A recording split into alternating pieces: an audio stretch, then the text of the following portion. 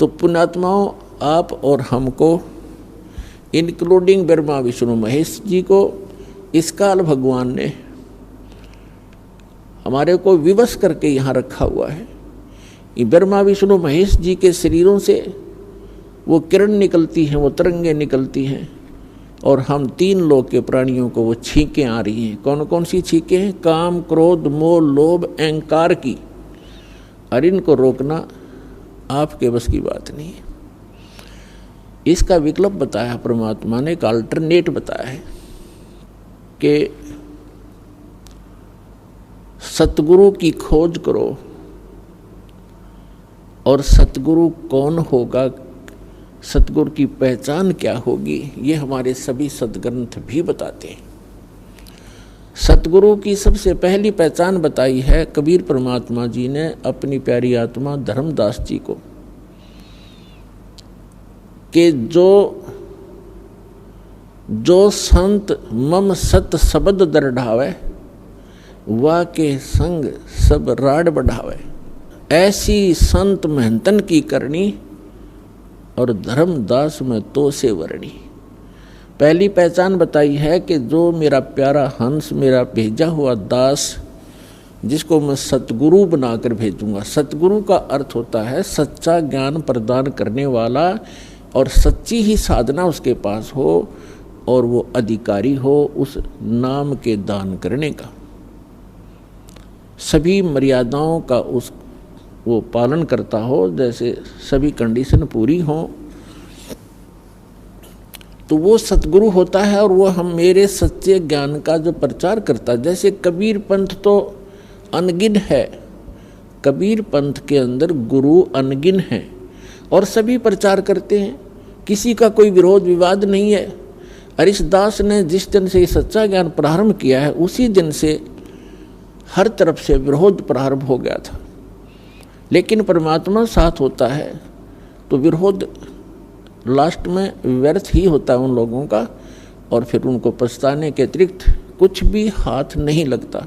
ये तो पहली पहचान बताई है। फिर दूसरी बताई है कि सतगुरु के लक्षण कहूँ मधुरे बैन विनोद, 4 वेद 6 शास्त्र वो कहे 18 बोध। सतगुरु का दूसरा लक्षण बताया है कि वो एक विशेष ज्ञान प्रदान करता है, और सर्व सदग्रंथों को आधार मानकर अपना ज्ञान प्रचार करता है। सभी सदग्रंथों का, सभी धर्मों के मूल ज्ञान का वो ज्ञाता होता है। फिर श्रीमद् भगवद गीता के अंदर चौथे अध्याय के 34वें श्लोक में और चौथे अध्याय के 32वें श्लोक में एक विशेष प्रमाण दिया है। गीता ज्ञानदाता ये ब्रह्म है, श्री ब्रह्मा, श्री विष्णु, श्री शिव जी के पूज्य पिताजी हैं ये, और इन तीनों की माता दुर्गा है। तो इसके लोक में हम रह रहे हैं, ये काल है, इसको श्राप लगा हुआ है। 1 लाख मानव शरीरधारी प्राणियों के सूक्ष्म शरीर को, इसके 21वें ब्रह्मांड में एक तपतशिला है जो एक बहुत गुप्त स्थान है। इसके अतिरिक्त यहाँ का प्राणी वहाँ कोई नहीं पहुँच सकता। ऐसे गुप्त स्थान पर इसने ये अपना जो है एक भोजनालय बना रखे है। तो 1 लाख मानव शरीरधारी प्राणियों के सूक्ष्म शरीरों को वहाँ तपतशिला, एक बहुत बड़ी तई है पत्थर की, अपने आप ऑटोमेटिक गर्म रहती है, और उसके ऊपर डाल दिए जाते हैं। उनके अंदर से निकाल कर वो सूक्ष्म गंध को जो प्रत्येक प्राणी सारे जीवन में आहार करता है। आप देखते हो यहाँ चलो रोटी, भोजन, काजू, किस्म, सेब, संतरे, हलवे, खीर भी आदमी खाओ, अच्छी बात है। इसके अतिरिक्त और बहुत गुना कबाड़ हमें खिलाता है ये।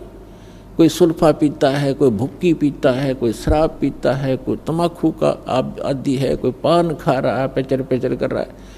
ये कोई खाने की चीज़ें, मानो आहार है ये। तो ये क्यों करवाता है? इसलिए करवाता है यार, इनको इतने प्रबल होकर लग जाते हैं, कहते छूटती नहीं, छूटने ये मन नहीं देता। और मन कौन है? ये स्वयं ज्योत निरंजन, ये काल है, 21 ब्रह्मांड का स्वामी है। तो जीव कैसे इससे बाहर हो सकता है, कैसे छोड़ सकता है विकारों को? इस निरंजन का बाप मिले, इस निरंजन से भी शक्तिशाली समर्थ मिलेगा, तब ये मन हटने लगेगा, तब ये दूर भागेगा, तब ये प्राणी विकारों को छोड़ सकेगा। मन को परमात्मा ही रोक सकता है। तो वो परमात्मा समर्थ कबीर परमेश्वर है। तो ये जो सब कुबाड़ हमें खिलाता है, अपने लिए ये मसाला तैयार करता है आपके माध्यम से। फिर जिसने ज़्यादा विकार कर रखे हैं उसमें से इसको ज़्यादा आनंद आता है और उसको तपस्या पर ज़्यादा समय तक भुना जाता है ताकि उसमें से सब गंध निकाल लिया जाए। जीव मरता नहीं, सूक्ष्म शरीर सुरक्षित रहता है, उसमें पीड़ा घनी होती है। सूक्ष्म शरीर के अंदर इन सभी प्राणियों को, मानव शरीरधारी प्राणियों के 1 लाख मानव शरीरधारी प्राणियों को तपस्या के ऊपर ये उनको बुरी तरह तपाता है। और जैसे खील बुनते हैं, चटक पटक करते हैं, ऐसे करते हो प्राणी चटक पटक, और उनमें से सब गंध को निकाल कर फिर उनको भेज देता है, उड़ा देता है। कोई टाइम फिक्स कर रखा है ऑटोमेटिक।